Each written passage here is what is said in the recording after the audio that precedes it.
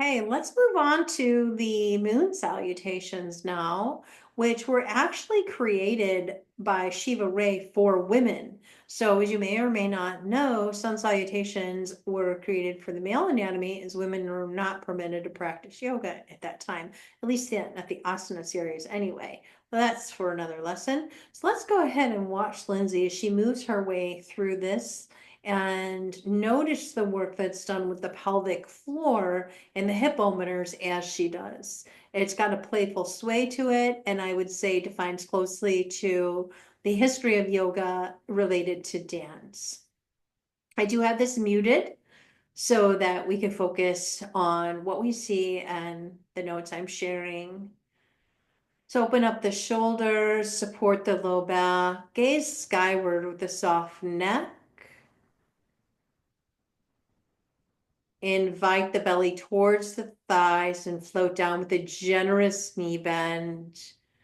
Allow the hips to sway and soften your way through this.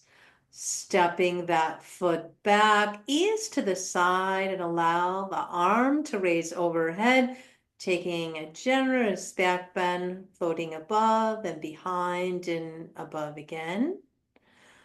And just feel that natural curvature of the spine and opening up of the shoulder, encouraging the synovial fluids of the shoulder joint, aiding in mobility and flexibility, and floating to the other foot.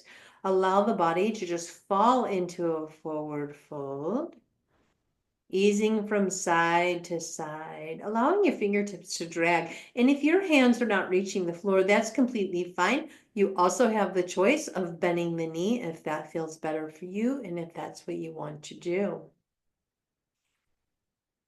Finding your hands to the other foot now, back side of the room, opening up into that easy back bend, behind and above. And the steadiness on that front foot and the side of the back foot.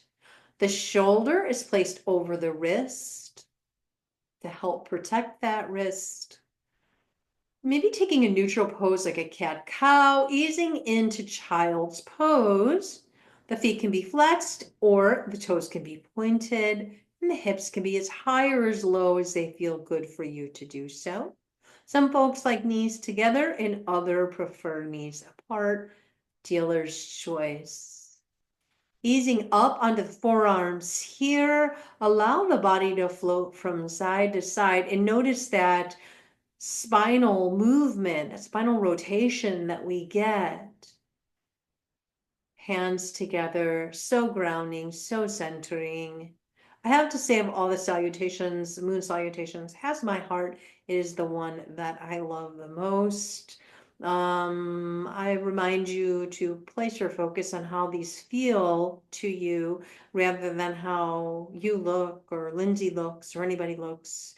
And just allow yourself to be in this place. Three-legged down dog. Notice that hip on that slight rotation outward, external rotation, other foot, same thing, opening up a little bit more, helping to prepare it, step forward into that lunge as we ease the arm overhead and back down again, floating through, finding your breath.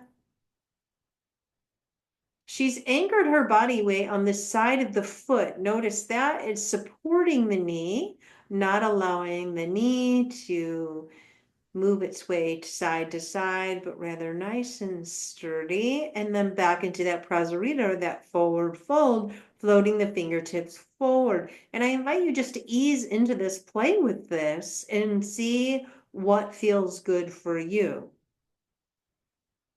And maybe your fingertips aren't reaching the floor, and that's okay. And maybe they are. Inviting the hands to the other side, the opposite foot now allows an ease into that side bend, opening up through the back, through the chest. Synovial fluids at work for the shoulder girdle there. So important to do. Make sure you're only doing what feels good for you to do and no more than that. Floating the feet down. Once again, taking that posture of rest. Maybe for you, your child's pose, have knees together or apart. Feet can be flexed or pointed. It's less about that. It's more about what feels right in your body. Easing up onto the forearms, Sphinx pose, floating the upper body around. See that 360 rotation of the spine as you do.